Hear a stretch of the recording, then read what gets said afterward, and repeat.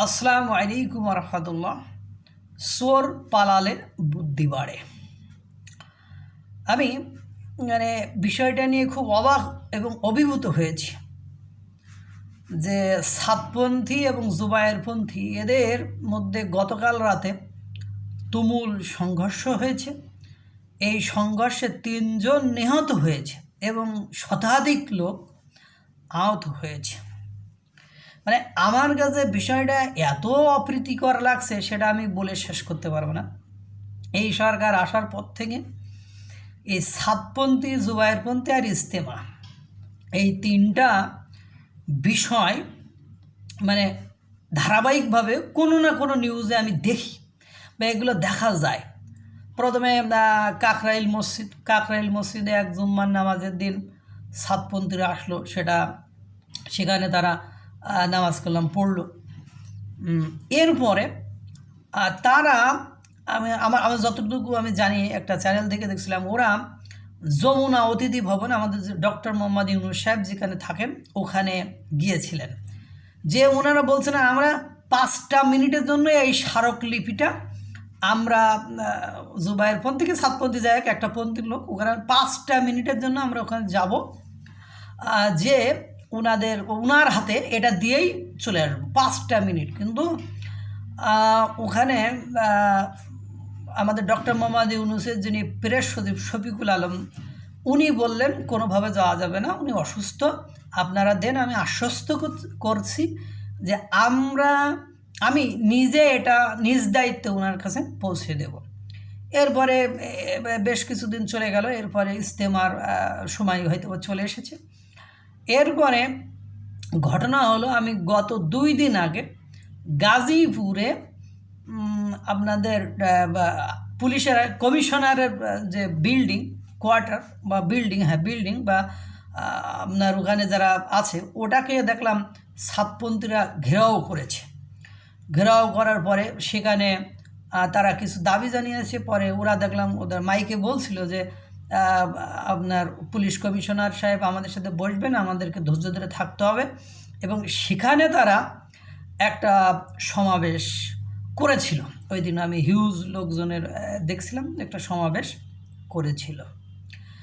এরপরে আমি গতকালকে নাকি 2 জন সমন্বয়ক হাসনাত এবং সার্জিস কাদের সাথে বৈঠক করেছে, তারা সমঝোতার কথা বলেছে, তাদেরকে ফোন দিয়ে জানিয়েছে যে তা আপনাদেরকে আমরা মাঠ নিয়ে দেব। কিন্তু আমার যে জিনিসটা মাথার ভেতরে ঘুরতেছে সে বিষয়টা হলো যে সরকারের কাছে গেল, ডক্টর মোহাম্মদ ইউনূসের কাছে গেল, তারপরে আপনার পুলিশ কমিশনারের কাছে গেল, ইনারা সমাধান করতে পারেনি। এই বিষয়টা সমাধান করার জন্য হাসনাত এবং সার্জিসকে আসতে হলো। কেন? সরকারে কি কেউ নেই?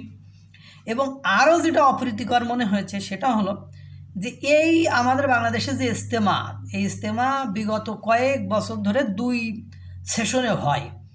তা কথা হলো, আমরা তো বিষয়টা এমনও করতে পারি যে এবছর তোমরা আগে সেশন করবা, পরবর্তীতে তোমরা করবা, বা এইভাবে করে আমরা তো বিষয়টা করতে পারতাম।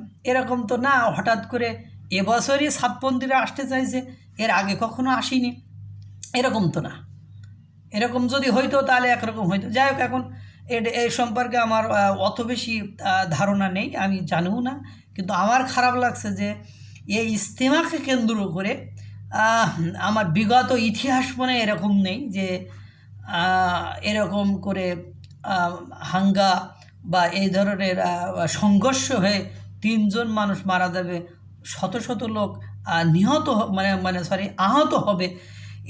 এরকম বিষয়টা আমার কাছে একটু অস্বস্তিকর মনে হয়েছে। এবং আমরা সবাই মুসলমান সম্প্রীতি, ভ্রাতৃত্ববোধ, ভালোবাসার কথা বলা হয়েছে। এখন আমি যদি একটু খোলাসা করে বলতে চাই বা বলি, তাহলে দেখবেন আমাদের গিয়াসউদ্দিন আব্বাসি যিনি আছেন, ওনার যদি কেউ বক্তব্য শোনেন তাহলে উনি যে পন্থী, ওই পন্থী ছাড়া বাকি পন্থীর সব লোক জাহান্নামী এবং কাফের, মুশরিক, কাজ্জাস, নমরুদ, ফিরান, এগুলো।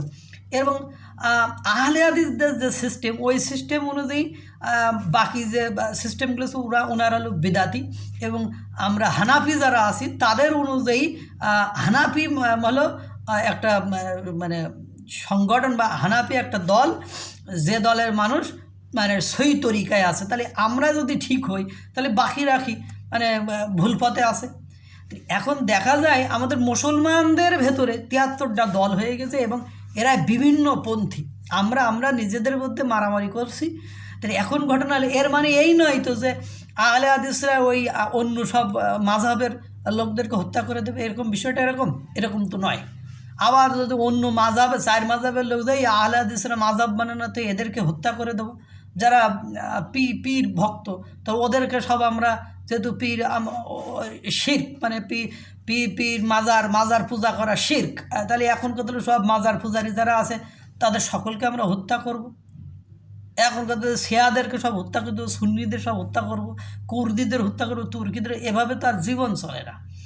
এখন কথা হলো এই ইজতিমাটা দীর্ঘদিন ছিল, দুটো গ্রুপে হতো, তাহলে এবারও তো সেই সিস্টেমে হইতো। তাহলে কেন আমাদের এই পর্যায়ে আসতে হলো? এবং প্রশাসন দীর্ঘ 2-3 মাস ধরে এরকম হচ্ছে। তাহলে আমি একটা জিনিস খেয়াল করলাম যে ওই যে চোর পালালে বুদ্ধি বাড়ে, তাহলে এই সংঘর্ষ লেগে এখন কয়েকজন মারা গেল। এই মারা যাওয়ার পরে এবার দেখবেন স্টেপ নেমে দিয়ে এটা তো সেই আগের ধারাবাহিকতায় থেকে গেল। সুষ্ঠু কোনো পরিবেশ সৃষ্টি হলো না। এই যে 3 জন মানুষের জীবন চলে গেল, এই 3টা পরিবার তো অসহায় হয়ে গেল। আল্লাহ তাআলা সকলকে ভালো রাখুক, সুস্থ রাখুক এবং এই ধরনের সংঘর্ষ থেকে আমাদেরকে এড়িয়ে চলার তৌফিক দান করুক। আসসালামু আলাইকুম ওয়া রাহমাতুল্লাহ।